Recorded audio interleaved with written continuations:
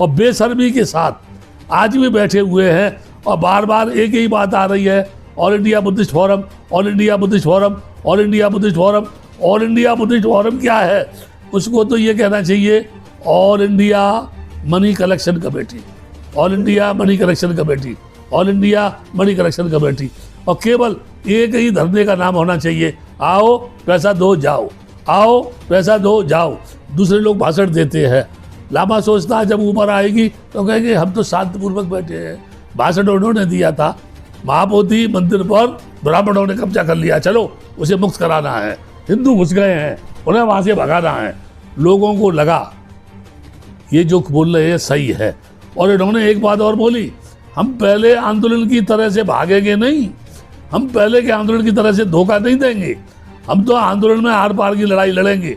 हम एक्ट बदलने की लड़ाई लड़ रहे हैं या दूसरों के साथ झगड़ा करना चाहते हैं, विवाद करना चाहते हैं?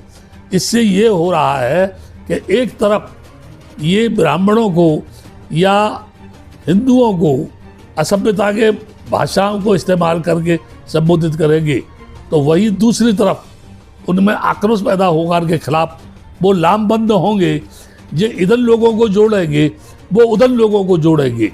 और सफलता उनको ज़्यादा मिलनी है। क्यों मिलनी है? कि भारत में अभी बौद्धों की इतनी संख्या नहीं है कि किसी भी स्टेट की सरकार को वो गिरा दें या किसी भी स्टेट में सरकार को बना दें। बंटा जी, हमारे दर्शकों को जो पिछली एक वीडियो हमने बनाई थी, लगभग 40 मिनट की वीडियो थी, जिसमें आपने ऑल इंडिया भिक्खु महासंघ कैसे बना, बीटीएफसी के अंदर सचिव बौद्ध कैसे बने, 4 बौद्ध प्रतिनिधि अंदर कैसे पहुंचे, उसके बारे में बताया। अब उससे आगे की कहानी 91 से आगे की कहानी क्या है, वो हमारे दर्शकों को बताएं। मैं आज पुनः आपके समक्ष आप सभी को, जो भी दर्शक है, आशीर्वाद दे रहा हूँ और आपके दिमाग पर भ्रम का पर्दा लोगों ने जो डाल दिया है उसका निवारण करने का प्रयास कर रहा हूँ। 2001 में पहले बता चुका हूँ, 2001 में जब कमेटी में से ये 2 मेंबर निकाल दिए, उसके बाद 2 मेंबर उसमें कम से कम 12-14 वर्ष तक रहे, उसके बाद उनको हटाया। ये गवर्नमेंट की पॉलिसी होती है एक एक करके, यानी किसी चीज़ को ख़त्म करना। 2001 के बाद 2005, 2007, 2009, 2015 तक निरंतर ये आंदोलन चला। ऐसा नहीं है कि ये ख़त्म हो गया हो। ये वहाँ से लेकर के बाबा साहब की जो जन्मभूमि है मऊ छावनी से दिल्ली तक, वो दिल्ली के जो है सब जो कॉन्स्टिट्यूशन क्लब है वहाँ तक एक यात्रा निकाली। 2011-2009 में चैत्य भूमि से लेकर के महाड़ के तालाब तक 2 बार यात्रा निकाली। 15 में यहाँ बहुत विशाल कार्यक्रम हुआ था अम्बेडकर भवन दिल्ली में। एक यहाँ मंच लगाया था, कहाँ, जंतर मंतर पर।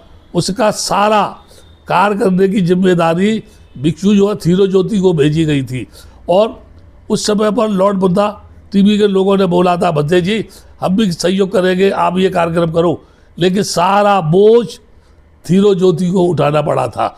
और उसमें भी कई लाख रुपया उधार लोगों का हुआ, कुछ तो वहीं पटा दिया था लोगों से कह करके, बाद में पटाया गया। तो 2005 हुआ, 2007 हुआ, 2009, 11, 12, 13, 14, 15, 16, 17 ये कंटिन्यूस आंदोलन चला। लेकिन प्रश्न ये है, हमारे कार्यकाल में टीवी मीडिया तो था लेकिन सोशल मीडिया नहीं था। और टीवी मीडिया जो था, आज की स्थिति ये है, आपने प्रश्न किया कि आज के वर्तमान के आंदोलन की, पर जाने से पहले मैं एक बात ये बताना चाहता हूँ। आज जो सोशल मीडिया है इस समय इन लोगों के साथ में नेशनल मीडिया नहीं है। और जिस समय हम जन आंदोलन कर रहे थे या अभी भी हम उस आंदोलन को लेकर चल रहे हैं, तो हमारे साथ नेशनल मीडिया था। ये हमारे आंदोलन की बहुत बड़ी उपलब्धि थी और बहुत बड़ी हमारी, यानी ये कहना चाहिए कि शैली थी उस आंदोलन को चलाने की। वर्तमान समय में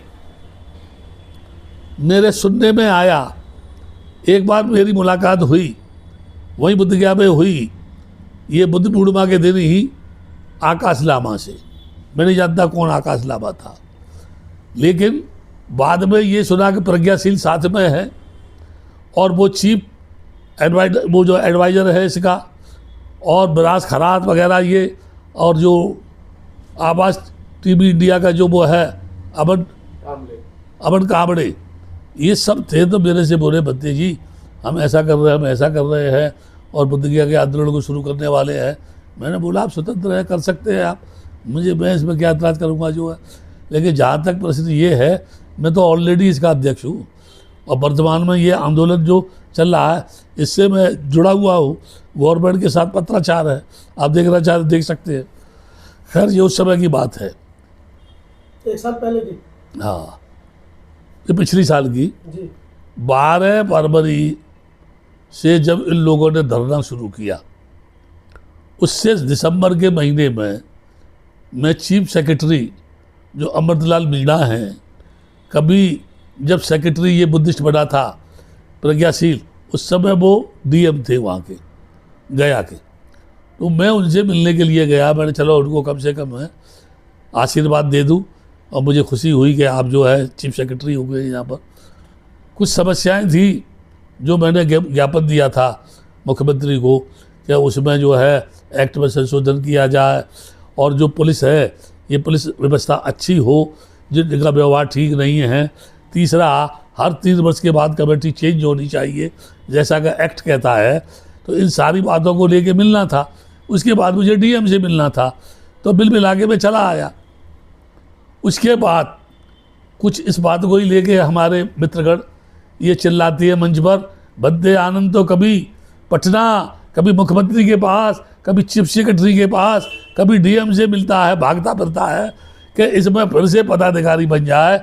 मैं ऐसे मित्रों को सलाह देना चाहता हूँ कि एक बात याद रखो, जब मैं पहली बार मेंबर बना था तो महाबोधि सोसाइटी के हॉल में विमल सार भद्दे के सामने जब किसी मित्र ने बोला कि तू तो मेंबर बनना चाहता, बन गया, मैं उसी समय आया और मैंने उस समय के माल बाबू को आकर के, जो बड़ा बाबू था, उसको आकर के अपना रिजाइन लिख के दिया कि ये लो, मैं बीटीएमसी की सदस्यता से रिजाइन दे रहा हूँ। तो उस समय पर विमल सार ने मुझसे कहा कि नहीं आप आनंद जी ये मत करो, ऐसा मत करो। जो है राणा प्रताप जो सेक्रेटरी थे, उन्होंने कहा क्या गुरुजी कर रहे हैं, ये कोई बकता है बकने दो उसको, हम बोल रहे हैं, आप आए हैं तो कम से कम हम कुछ काम तो करेंगे। इस तरह की अफवाह जो लोग उड़ाते रहते हैं, चर्चा करते रहते हैं। बाद में मुझे पता चला कि 12 फरवरी से यहाँ धरना प्रदर्शन शुरू हो रहा है। मैं बुद्धगया में उसी सिलसिले में जाना था, तो उससे पहले मुझे अमृतलाल मीणा से मिलना था। वो कारण था कि मेरे नाम से, आनंद बुद्ध विहार के नाम से, पटना में एक बुद्ध विहार है। महेंद्रनाथ यादव जो बाद में बुद्धिस्ट हो गए, अभी महेंद्रनाथ बौद्ध हैं, उन्होंने ज़मीन दी, ट्रस्ट बनाया, जिसका मैं ट्रस्ट यानी प्रेसिडेंट हूँ।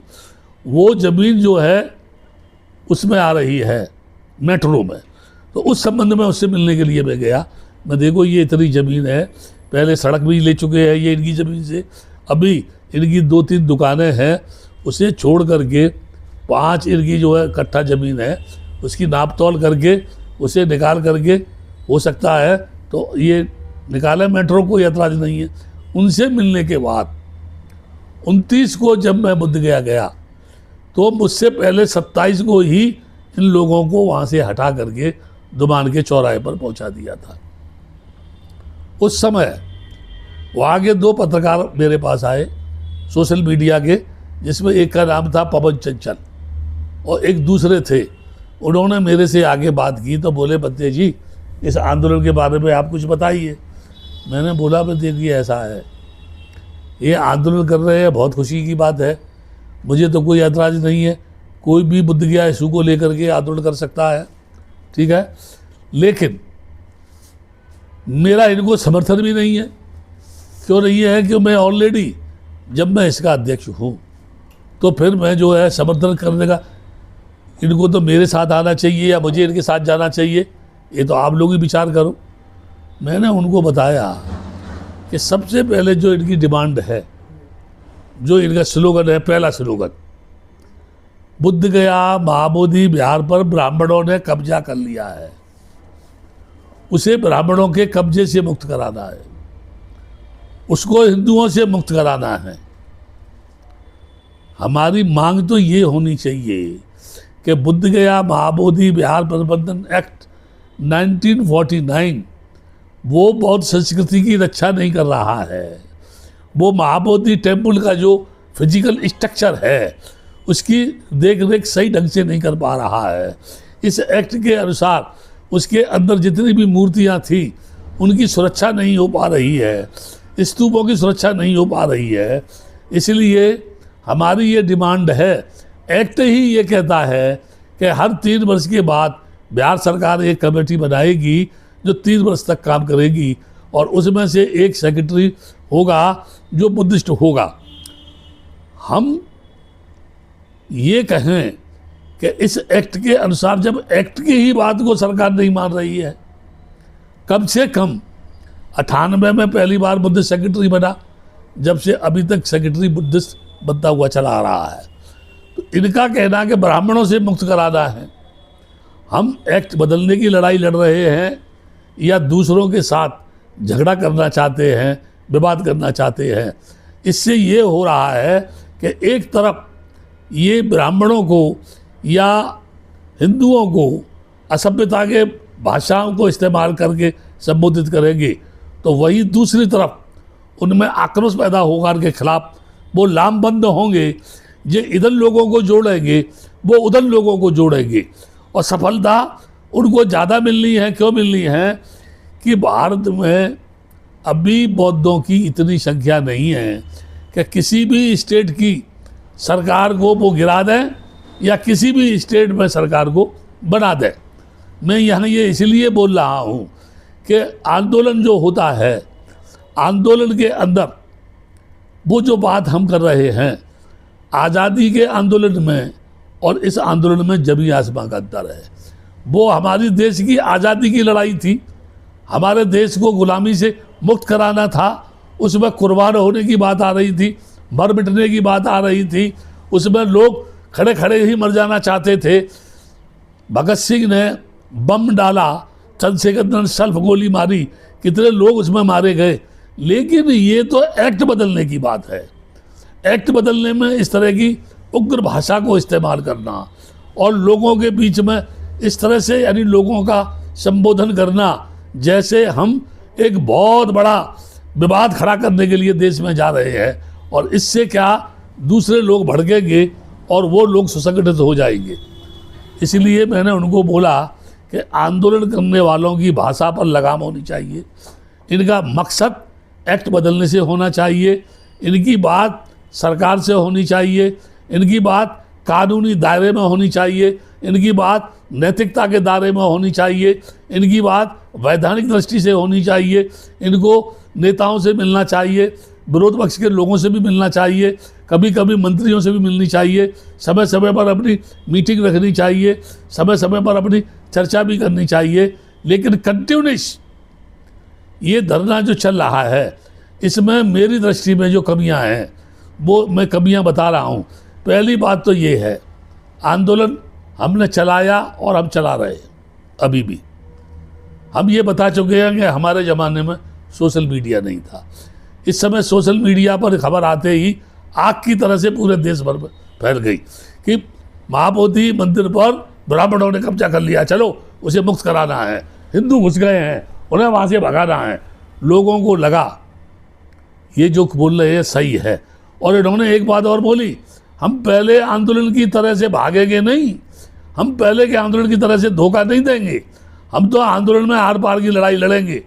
लोगों को ये लगा पहले वाला आंदोलन समाप्त हो गया, लेकिन आज भी जो लोग आंदोलन से जुड़े हुए हैं उन्हें मालूम है कि आंदोलन बुद्ध गया का कभी समाप्त नहीं हुआ। हाँ, झूठ बोल करके इन्होंने लोगों में ये भावना पैदा की कि वो आंदोलन तो ख़त्म हो गया, वो लोग तो भाग गए, अब हम लोग आर पार की लड़ाई लड़ेंगे। यहाँ मैं ये इसलिए बात बोल रहा हूँ कि जब हम लड़ रहे थे हमने कभी कोई अपना अकाउंट नंबर नहीं दिया था, क्योंकि उस समय सोशल मीडिया भी नहीं था। दूसरी चीज़ ये, हमने कभी लोगों से ये नहीं कहा कि पैसा दो, दान दो। हमारा कहना तो ये था, बद्दे लोगों की जो कमेटी थी, बुद्ध गया महाबोधि बिहार मुक्ति आंदोलन समिति, वही लोग रसीद लेके जाते थे, जो कुछ लाते थे वो उसी में खर्च कर देते थे और आप बता देते थे कि इतना आया, इतना खर्च हो गया। ये भिक्षु महासंघ का अकाउंट भी बाद में खोला है हमने, है ना, इससे पहले अकाउंट भी नहीं था ये जो है। तो मैं ये बता रहा था यहाँ, पहले तो ये, अगर इनको all India forum, all India Buddhist forum जो लड़ रहा है, ऑल इंडिया फोरम कहाँ से आ गया, ये बुद्धिस्ट फोरम कहाँ से आ गया है? भिक्षु संघ है, भिक्षु महासंघ है। भिक्षु महासंघ जो है पहले से ही चल रहा है, इसको आंदोलन चला रहा है। 94 से ही इसने अपनी गतिविधियाँ शुरू की। उससे पहले ऑल इंडिया भिक्षु संघ भी वहाँ रहा। उस समय मदन आनंद कौशल्यान जी हुए, राहुल शंकरदास जी हुए, तो अलग अलग धम्मपाल जो थे वो भिक्षु नहीं थे, लेकिन लोग उनको भी भिक्षु कहने लगे। वो श्रावणेर थे, और सबसे बड़ी बात ये थी कि वो क्रिश्चियन थे, ईसाई थे। उनकी माँ ने धर्म के लिए उनको दिया। तो ऑल इंडिया बुद्धिस्ट फोरम जो है वही अगर लड़ाई लड़ रहा है तो वही केवल बात करे, उसके नुमाइंदे ही बात करें, उसके द्वारा नियुक्त किए हुए प्रवक्ता ही बात करें। ऐसा नहीं है कि कोई आएगा इस मंच पर आके नाचेगा और नाच करके 2-4 को गाली दे के भाग जाएगा, लफड़े में पड़ जाएंगे, बाकी लोग जो है वो तो भाग जाएगा। गिने चुने लोग ही बात क्यों नहीं करते, नंबर 1। नंबर 2, ये एक्ट क्या है? ये प्रबंधन एक्ट 1949 कब बना? ये महाबोधि टेम्पल कहाँ था? ज़मीन में कितना गहरा था? ये ज़मीन में कब निकला? किसने खुदाई की? किसको इसकी जानकारी हुई? मेहनत कहाँ से आया? मेहनत की ज़मीन कहाँ थी? उसका खसरा खसरी कौन सी थी? ये एक्ट बना तो कौन कौन थे? इसमें क्या मुख्य बात थी? क्या ये सारी जानकारी आंदोलनकारियों को है? मैं समझता हूँ जितने लोग वहाँ बैठे हैं, बद्दे लोग बैठते हैं, उनको भी नहीं है। लेकिन हवा में, हाँ, एक कहता है चुप रहता है, दूसरा हवा भरता है, जो मुख्य सलाहकार है। लामा बोलता नहीं है, दूसरे लोग भाषण देते हैं। लामा सोचता है जब ऊपर आएगी तो कहेंगे हम तो शांतिपूर्वक बैठे हैं, भाषण उन्होंने दिया था, और बोलने के लिए दूसरों को उकसाएंगे। तो प्रवक्ता इनका एक नहीं है, इनकी संस्था एक नहीं है, इनकी संस्था के अकाउंट का एक नंबर नहीं है, प्रज्ञाशील का अकाउंट नंबर अलग है। जो मैंने सोशल मीडिया पे देखा, वो विलास खरात का अकाउंट नंबर अलग है, आपके बीनाचार्य अलग बोल रहे हैं, करुणाशील अलग अकाउंट नंबर दे रहे हैं, सुमित रतन अलग बात कर रहा है। इस तरह से देखा जाए तो इनके जो लीडर है वो अलग अलग लीडर है, और अलग अलग लोग जो है पूरे देश भर में काम कर रहे हैं कि बुद्ध गया के लिए पैसा दो। लड़ाई कौन लड़ रहा है? पैसा कौन मांग रहा है? पैसा कितना आ रहा है? पैसा कहाँ जमा हो रहा है? उस पैसे से क्या खर्च हो रहा है? ये व्यवस्था कहाँ से हो रही है? ये सामान कहाँ से आया? इनको बताना चाहिए था जो है, लेकिन नहीं। अलग अलग ढंग से अलग अलग ढंग की बात की जा रही है। मैं ये कह सकता हूँ कि जो 12 फरवरी को आंदोलन शुरू हुआ, जहाँ से खदेड़ के इनको दुमान के चौराहे पर पहुँचाया, फिर वहाँ से भी इनको उखाड़ के मोनेस्ट्री थी, निगमा मोनेस्ट्री, वहाँ इनको भेज दिया। वहाँ से भी इनको खदेड़ा तो ये सुजाता गांव चले गए। वहाँ से भी इनको भगाया तो ये डोंगेश्वर पहाड़ की तरफ गए। वहाँ से भी इनको खदेड़ा तो ये एकत्र होकर के कहाँ पहुँच गए? वहाँ पहुँच गए विशुद्धानंद मध्य के बुद्ध विहार में पहुँच गए, जहाँ जाकर के ये बैठे हुए हैं। अब धरना जो वहाँ चल रहा था वो तो समाप्त हो गया, वहाँ नहीं है, कोई परमिशन नहीं है। अब इनकी उपलब्धि बता रहा हूँ।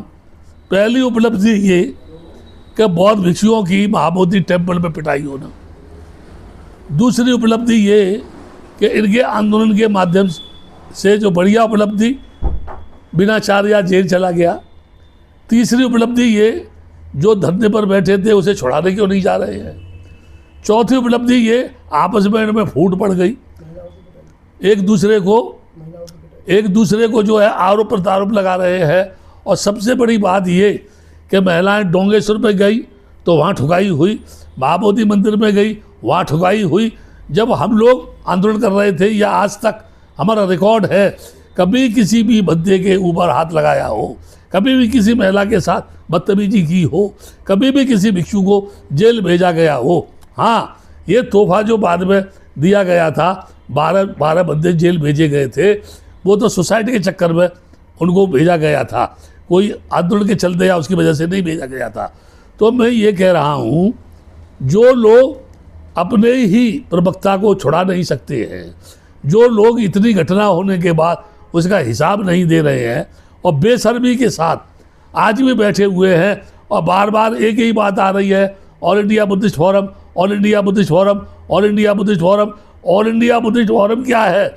उसको तो ये कहना चाहिए all India money collection committee, all India money collection committee, all India money collection committee. और केवल एक ही धरने का नाम होना चाहिए, आओ पैसा दो जाओ, आओ पैसा दो जाओ। ये जैसे लोग बैठे हुए हैं इतने, इनको खाना कहाँ से खिलाएंगे, इनको मच्छरदानी कहाँ से लाएंगे, इनके लिए ये जो है यहाँ पर जो है कूलर कहाँ से लगाएंगे। इसलिए लक्ष्य जो है आंदोलन का नहीं, आओ पैसा दो जाओ। यहाँ सबसे बड़ी बात ये है, एक दूसरे पर वही आरोप लगा रहे हैं, वो कह रहे वो चोर है, वो कह रहे वो चोर है। मैं देश की अंधी जनता से कह रहा हूँ, ये धरने वाले लोग ही आपस में आरोप लगा रहे हैं कि ये चोर है कि वो चोर है। केवल वर्तमान में जो आंदोलन है वो केवल धन संग्रह का आंदोलन रह गया है, पैसा प्राप्त करने का आंदोलन रह गया है। इसलिए कुछ बंदे विशुद्धानंद के बुद्ध विहार पर बैठे हैं जो महाराष्ट्र के हैं, बाकी लामा जो है चारों तरफ प्रचार प्रसार कर रहा है, धरना जारी है और अंदर ही बैठ कर के वीडियो बनाते हैं और सोशल मीडिया पर डाल देते हैं कि धरना जोर शोर के साथ चल रहा है, जबकि हवा में तंबू बम्बू सब उखड़ गए। कोई भी देश का आदमी आकर के वहाँ आकर के देख सकता है कि धरना कहाँ चल रहा है, उसे खुद जानकारी हो जाएगी। मेरा काम है बुद्ध गया महाबोधि विहार मुक्ति आंदोलन, जिसका मैं प्रेसिडेंट हूँ और 2003 से हूँ। 2003 में बद्दे ससाई माइनॉरिटी का मेंबर बना, उसके बाद भी ये आंदोलन जारी है। अगर जिन लोगों को भ्रम है कि नहीं है तो मेरे पास आएँ और मैं उनको दिखाता हूँ कि ये आंदोलन मर गया कि जिंदा है। इसलिए होश में आकर के कम से कम आप अगर मान लीजिए अच्छा नहीं कर सकते तो बुरा भी मत कीजिए, है ना। ये लोगों का गुमराह करके जो धन संग्रह कर रहे हैं, समाज को जो धोखा दे रहे हैं, ये समाज को नहीं बाबा साहब के मिशन को धोखा दे रहे हैं। बहुत भिक्षुओं को बदनाम कर रहे हैं। जब कोई भिक्षु पिटेगा महाबोधि टेम्पल में, सारे विश्व में मैसेज जाएगा, क्या गया, बौद्ध भिक्षु की महाबोधि टेम्पल में पिटाई, जो शांति की जगह है, जहाँ दुनिया के लोग शांति की खोज में आते हैं, नतमस्तक होते हैं, जहाँ करोड़ों रुपया दान देते हैं। वहाँ दान की क्या ज़रूरत है? ये तो चंद लोग अपने स्वार्थ के लिए दान मांग रहे हैं। इसलिए मैं ये कह रहा हूँ बार बार, वहाँ कोई भी धरना नहीं है और ना ही कोई धरना दे रहा है, ना अभी तक इन्हें कोई परमिशन मिल रही है। ये बार बार डीएम के पास जा रहे हैं। एक तरफ जब ये देश के लोगों को भड़काएंगे, लोगों को गुमराह करेंगे, झूठ बोलेंगे, ठगी का काम करेंगे, एक दूसरे को भ्रष्ट बताएंगे, एक दूसरे को चोर बताएंगे, एक दूसरे पर FIR दर्ज कराएंगे, एक दूसरे के ऊपर मनगढ़ आरोप लगा के उसे बदनाम करेंगे। उधर बिलास खरात ने कार्यक्रम किया, इधर हमारे एक नेताजी थे, उन्होंने कार्यक्रम किया।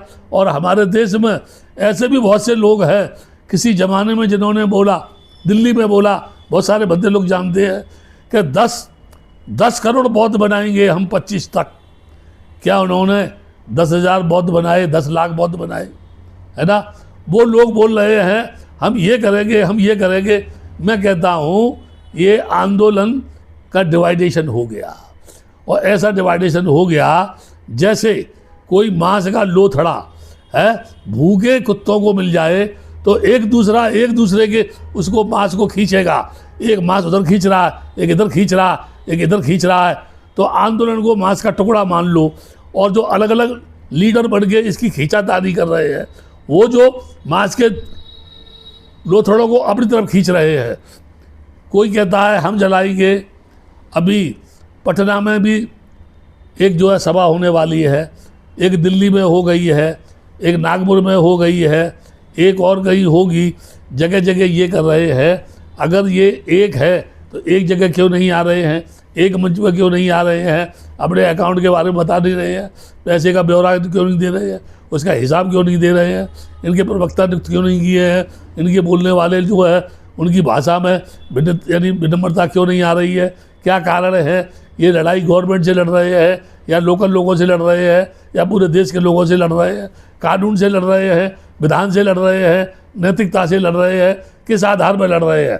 तो मैं ये कह सकता हूँ इस लड़ाई में जिन जिन भिक्षुओं ने समाज को धोखा दे के शोषण किया है, उन्हें उन भद्दे लोगों की कुर्बानी कभी माफ़ नहीं करेगी, जिन्होंने चारों तरफ घूम घूम करके बड़े बड़े आंदोलन इस दिल्ली में किए और हज़ारों लोगों को खाना खिलाया यहाँ पर 3-3 दिन तक। और सबसे बड़ी बात ये, जंतर मंतर में जा कर के मंच लगाया और उस मंच से लोगों को जो है संबोधित किया। उसी का परिणाम था कि रासू गवई जो है राज्यपाल बने, उस आंदोलन का ही परिणाम था नितिन राउत मिनिस्टर बना, उस आंदोलन का ही परिणाम था कि सुलेखा कुमार भी माइनॉरिटी में आई, उस आंदोलन का ही परिणाम था कि बहुत सारे सोशल वर्कर जो थे उनकी प्रगति हुई, उन्नति हुई। और उसी आंदोलन का परिणाम था कि आज तक भी भारत सरकार ये जानती है कि पूर्व से आंदोलनरत जो भी बंदे थे या है, उनके कार्यकाल में कभी भी किसी साइकिल तक को पंचर नहीं किया गया, किसी के साथ कोई मारपीट नहीं हुई, किसी को कोई लूट खसोट नहीं की, शांतिपूर्वक नैतिकता के आधार पर ज़बरदस्त आंदोलन किया, जो लाल किले से लेकर के और महात्मा गांधी की जो समाधि बनी है वहाँ तक बंदे बंदे ही दिखाई देते थे, सड़कों पर लेट जाते थे, प्रशासन परेशान होता था, लेकिन फिर शांति के साथ उठ करके चलने लगते थे और अपनी बात को सरकार के सामने रखते रहे। आज भी सरकार का जो जवाब है मेरे पास, उसमें सीधा सीधा जवाब दिया है बिहार सरकार ने कि 3 पिटीशन दायर है सुप्रीम कोर्ट में, इसलिए बिहार सरकार इस पर विचार नहीं कर सकती। और फिर मैं ये कहूँगा लास्ट में कि पूरी दुनिया चिल्लाए, सारे संसार में इसकी आवाज़ जाए, लेकिन एक्ट जो है उसका संशोधन का राइट जो है बिहार गवर्नमेंट को है। और अगर यहाँ हम कोई बात करते हैं तो उसमें एक आड़े बात आती है, अगर हमने कानून में संशोधन किया तो हिंदू और बौद्धों में बहुत ज़बरदस्त संकट छिड़ जाएगा, इसलिए ऐसा करने में हम असमर्थ हैं। लेकिन शांति के साथ हम शासन प्रशासन के साथ बैठ करके चर्चा करें तो जब सेक्रेटरी बुद्धिस्ट बन सकता है, बिच्छू प्रभारी बुद्धिस्ट बन सकता है, वहाँ अधीक्षक जो है बिच्छू बन सकता है, और इतनी बड़ी बुद्ध जयंती के अवसर पर जो व्यवस्था वहाँ की मैनेजमेंट कमेटी करती है, ये सब हो सकता है अगर हम सुसंगठित होकर के नैतिकता के आधार पर संवैधानिक विचारधारा को लेके चले। तो वो दिन दूर नहीं कि हम इसमें सफल होंगे, ये मैं वादा करता हूँ कि ये हम सफल होंगे। जो लोग कुछ भी करें, कितने भी ये इस तरह की बातें करें, अफवाह फैलाएं या लोगों को टुकड़ों में बांटें, इनको सफलता नहीं मिलेगी, क्योंकि इनके मन में खोट है। इनके जीवन का लक्ष्य एक्ट बदलने से नहीं, केवल धन प्राप्त करने से है, जिसे आज भी ये जारी किए हुए हैं। अगर जारी नहीं किए हुए हैं तो जब आंदोलन ख़त्म हो गया फिर ये सोशल मीडिया पर अपनी बातों के माध्यम से पैसा प्राप्त करने की बात क्यों कर रहे हैं। आप सबका मंगल हो, आप सब सुखी रहे, और आपके सुखी मंगल की भावना करते हुए मैं अपनी बात समाप्त करता हूँ।